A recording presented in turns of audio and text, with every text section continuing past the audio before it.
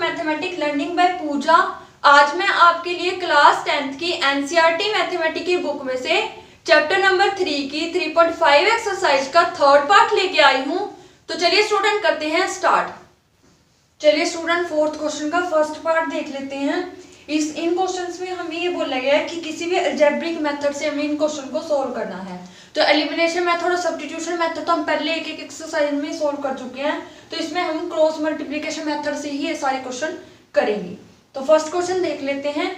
A part of monthly hostel charges is fixed and the remaining depends on the number of days one has taken food in the mess.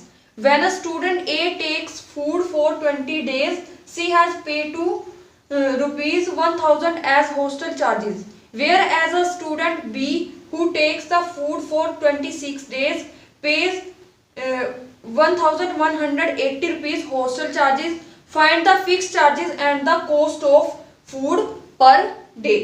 तो हम सबसे पहले तो let कर लेंगे, let the fixed charges, fixed charges let कर लेते हैं x रुपीज, और जो पर डे के हैं वो लेट कर लेते हैं per day charges y rupees.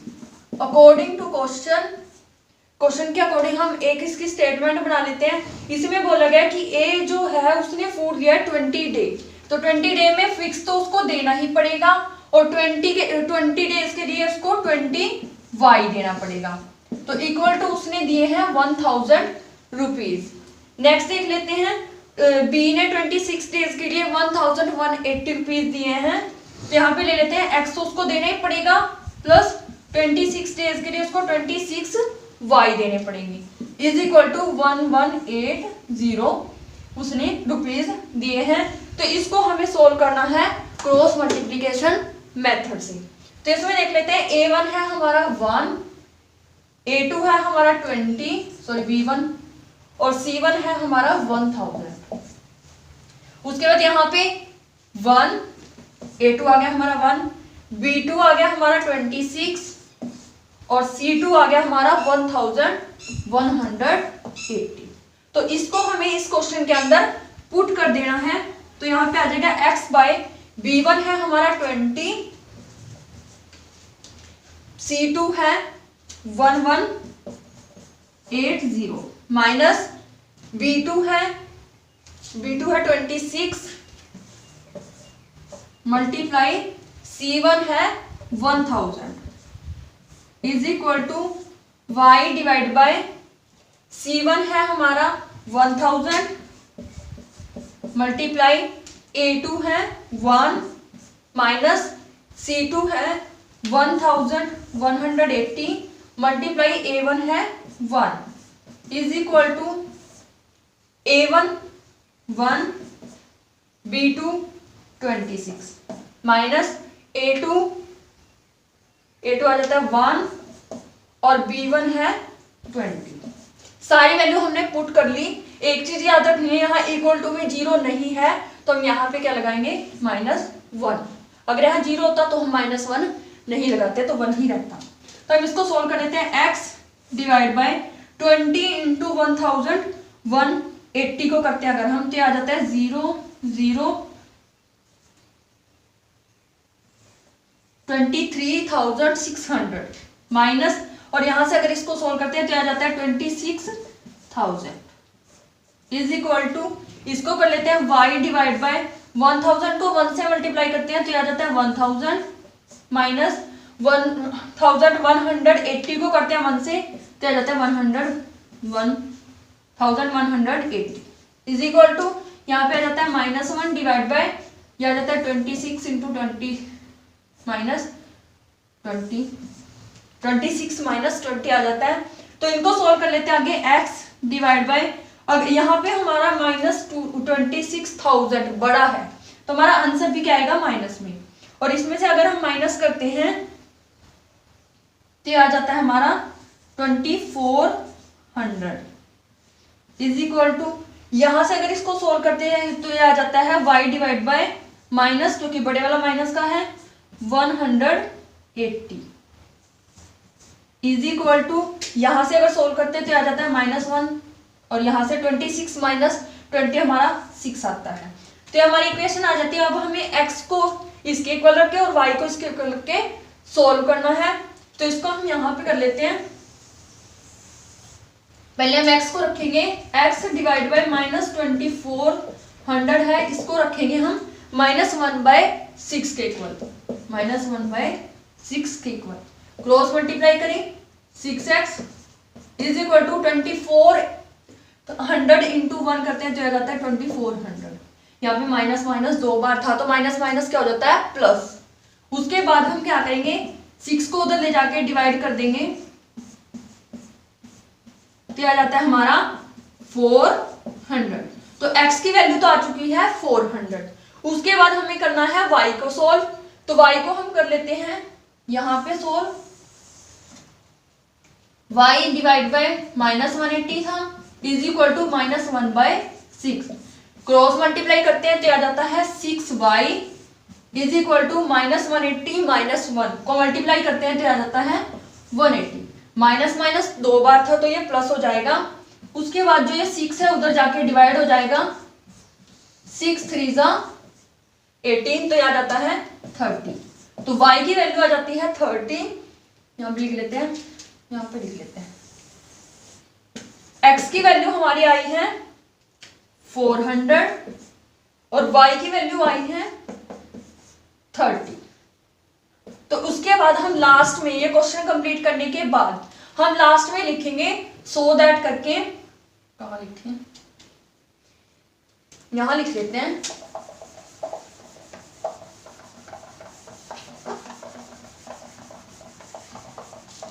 हम सो दैट करके यहां लिखेंगे so that the fixed charges जो कि हमने लैट करे थे x, फिक्स चार्जेस हमने x लैट करे थे और हमारी x की वैल्यू आई है 400। तो फिक्स चार्जेस हमारे होंगे 400 rupees.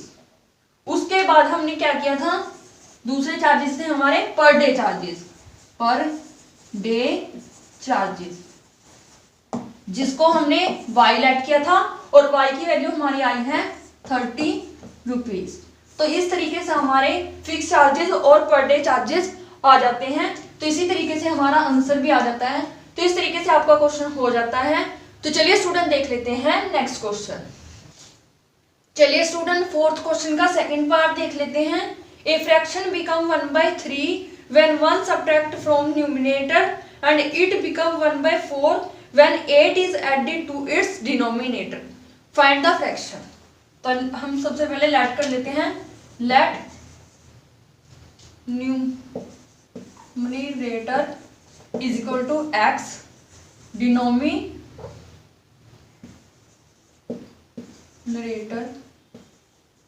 Is equal to y।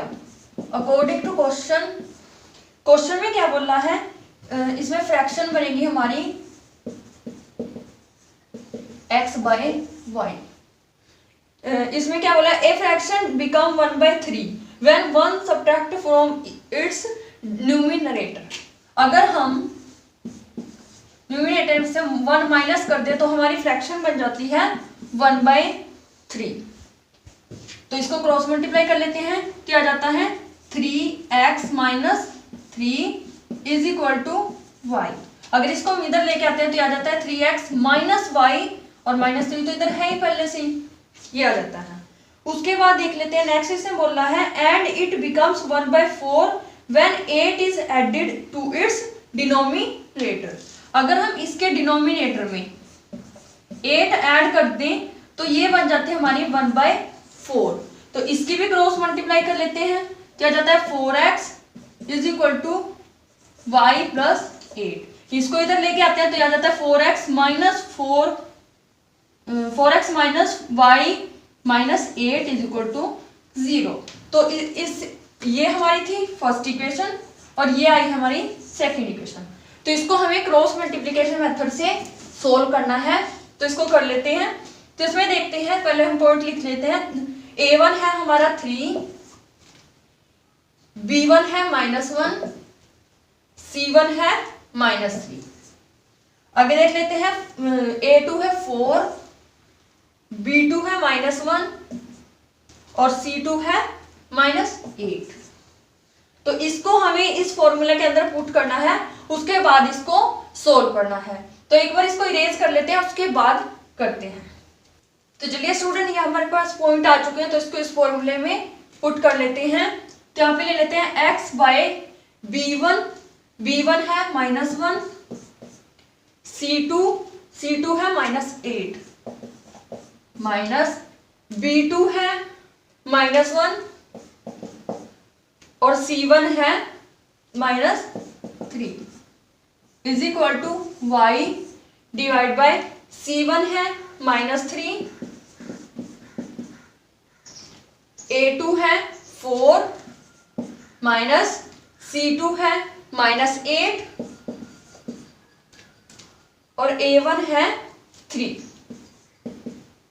Is equal to 1 bye, उसके बाद आ जाता है A1 3, B2 -1 माइनस A2 4 और B1 -1।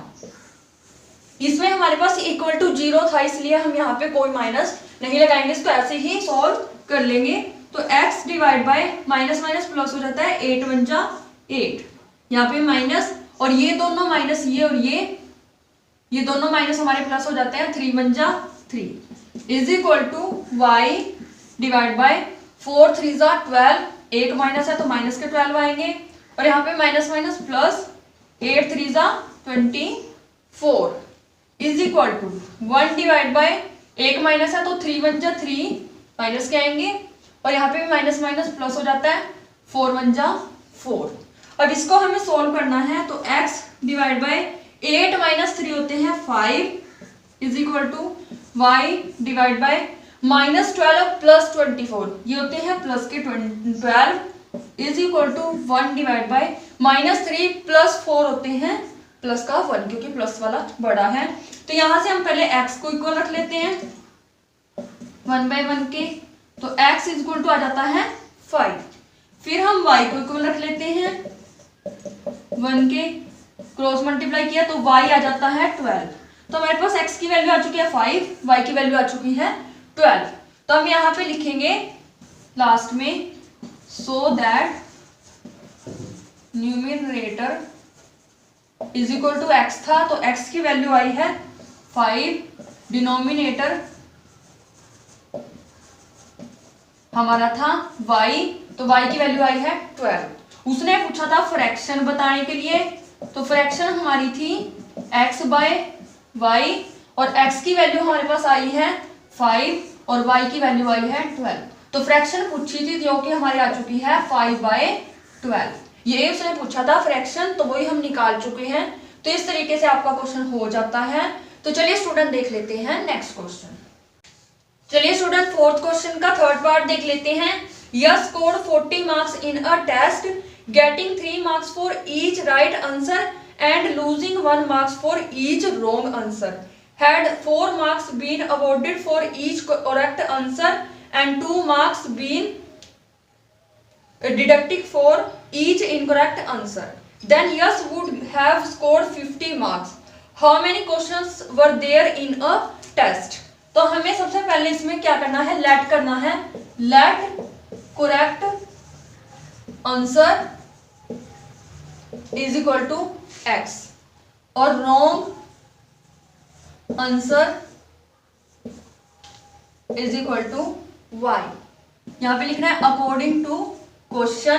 क्वेश्चन के अंदर क्या दिया है, 3 marks for each right answer. Right answer के लिए हमें 3 मार्क्स मिलेंगे, तो इसका मतलब है राइट जो मतलब हमें मार्क्स मिले वो 3x हो गए, 3x, क्योंकि करेक्ट आंसर हमारे मान लो एक आंसर सही है तो उसके लिए 3 मार्क्स मिलेंगे, 2 है तो 6, मतलब 3 से मल्टीप्लाई होते चले जाएंगे। तो वैसे ही करेक्ट आंसर x है तो 3x उसके टोटल मार्क्स हो गए। और रॉन्ग के लिए उसको कट करने पड़ेंगे, कट करना मतलब माइनस करने पड़ेंगे।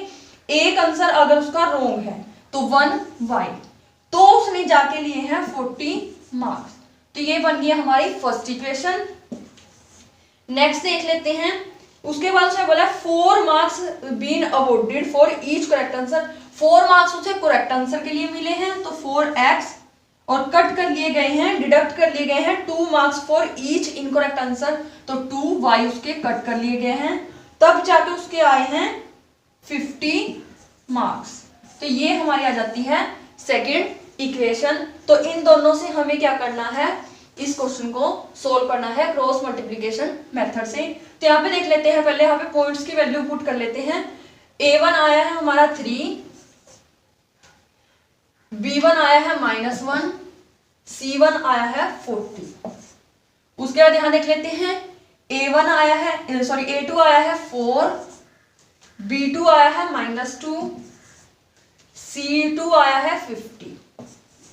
और यहाँ पे हमारे पास इक्वल टू 0 नहीं है, तो हमें यहाँ लेना पड़ेगा माइनस।